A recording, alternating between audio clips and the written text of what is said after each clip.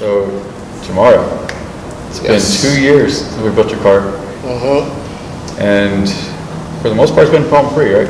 Yeah, so very reliable build. About 2 years going on now.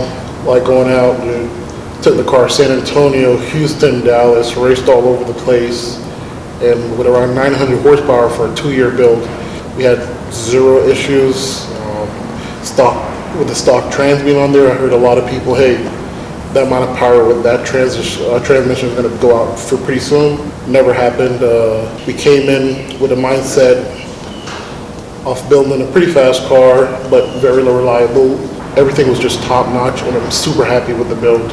Yeah, so basically all we did was we got the LT1, pulled it apart, drop-in pistons from GPI. We used their most aggressive cam. Oh yeah, it's actually an NA cam, their track attack. Just sitting at lights and people just looking at the car like, what the hell is going on in that car? And then we maintained the stock heads, which was against a lot of other people's advice. Dude, I've taken to Texas 2K and I'm telling people, yes, with stock heads, and they're like, no way. But yes, we did keep the stock heads on this car. And then we even did the stock intake manifold and the stock throttle body. And when you got the P1X Pro Charger, we didn't even change the pulley option, we just left it at the default. Exactly. So it's just so much more potential in this car too. But 2 years of me constantly beating, this is 5,000 miles, hard miles of just constant racing every weekend, going out, racing Area 71, CTX, Houston races, San Antonio. And you took it to 2K. And I took it to Texas 2K and raced it for a week straight. And then drove it back, right? Drove it all the way back, and the car's still here. Super reliable. I love the build and every bit of it. So is there anything that you would change about it? Like, if you were to do it all over again? So if I were to do the build all over again, I honestly probably would have got a bigger Pro Charger.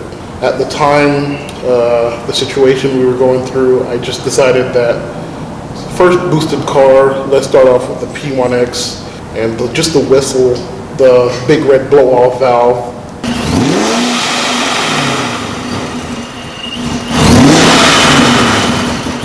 Everything on this car just makes you happy. You're smiling driving down the street. The car brought me a lot of joy over the last 2 years, dude, and I'm happy with every single part of the build, honestly. And hopefully bring the word out there. Like, Exodus doesn't just build a car and say get out and move on. They actually keep up with you, keep in progress with the car. They want to make sure I came back in, did the checks. Hey, are you doing your oil change? Are you actually checking your oil catch in like we told you to? The care that the company shows and the love, that support that they gives you is just top notch, and I would never go anywhere else except for Exodus Performance, honestly. So. Oh man, I really appreciate that. I know that it wasn't asked, this is kind of going off topic, but I don't know, there's a lot of different competition out there, a lot of people behind the scenes, people that don't even know you, never came here, and we're seeing the backflash of just because people are opening their mouth and saying negative stuff. It's like, it is the truth. If you had never been to Exodus, you never had a car with Exodus, how do you have the ability to judge someone or leave a review on someone that you never gave the shot for them to do some type of work for you? So, really appreciate the kind words, man. Yeah. But thanks for coming in and chatting with us for a little bit.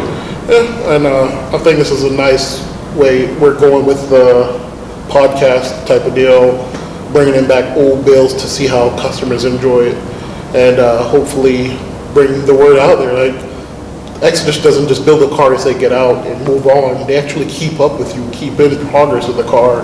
Awesome, man. Thanks again for coming in and chatting with us for a little bit. No problem. See ya.